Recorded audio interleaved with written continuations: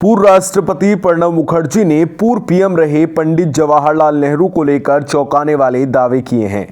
प्रणब मुखर्जी ने दावा किया कि नेहरू ने नेपाल को भारत में विलय करने के प्रपोजल को खारिज कर दिया था। पूर्व राष्ट्रपति प्रणब मुखर्जी ने अपनी किताब द प्रेसिडेंशियल ईयर्स में दावा किया कि पूर्व पीएम जवाहरलाल नेहरू ने नेपाल के भारत में विलय करने के राजा त्रिभुवन के प्रस्ताव को ठुकरा दिया था। उन्होंने ये भी लिखा कि अगर उनकी जगह इंदिरा गांधी होती तो शायद वो ऐसा नहीं करती।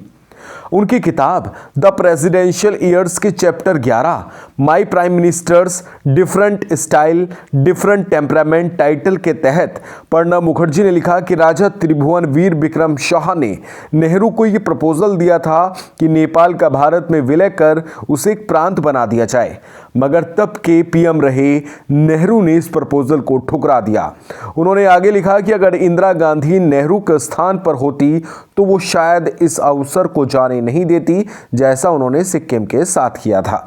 प्रणब मुखर्जी ने अपनी आखिरी किताब में लिखा कि पीएम मोदी को असहमति की आवाज सुननी चाहिए और संसद में अक्सर बोलना चाहिए। उन्होंने अपनी किताब में लिखा कि नेहरू ने बहुत कूटनीतिक तरीके से नेपाल से निपटा।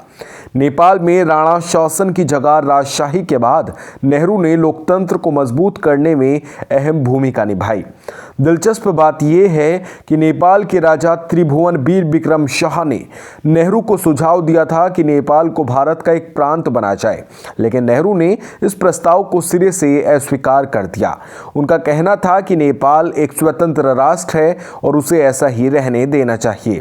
वो आगे लिखते हैं कि अगर इंदिरा गांधी नेहरू की जगह होती तो शायद वो इस अवसर का लाभ उठाती, क्योंकि उन्होंने सिक्किम के साथ भी ऐसा ही किया था।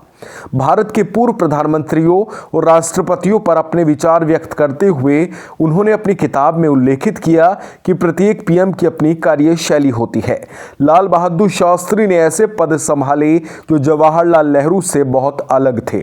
उन्होंने लिखा कि विदेश नीति, सुरक्षा और आंतरिक प्रशासन जैसे मुद्दों पर एक ही पार्टी के होने पर भी प्रधानमंत्रियों के बीच अलग अलग धारणाएं हो सकती हैं। प्रणब मुखर्जी ने अपनी किताब में लिखा कि कांग्रेस में करिश्माई नेतृत्व नहीं, 2014 में हार की वजह। गौरतलब है कि उन्होंने ये किताब पिछले साल अपने निधन से पहले लिखी थी, जो 6 जनवरी को प्रकाशित होकर बाजार में आई है। अब इसे लेकर प्रणब मुखर्जी के बच्चों में मतभेद उभर आए हैं। पूर्व राष्ट्रपति प्रणब मुखर्जी के बेटे अभिजीत मुखर्जी ने 6 जनवरी को पब्लिकेशन हाउस से किताब का प्रकाशन रोकने के लिए कह दिया। उनकी तरफ से कहा गया कि वो पहले कंटेंट को देखना और उसको अप्रूव करना चाहते हैं। इसी बीच उनकी बहन और कांग्रेस पार्टी के प्रवक्ता शर्मिष्ठा मुखर्जी ने कहा कि उनके पिता किताब को अप्रूव पहले ही कर चुके थे।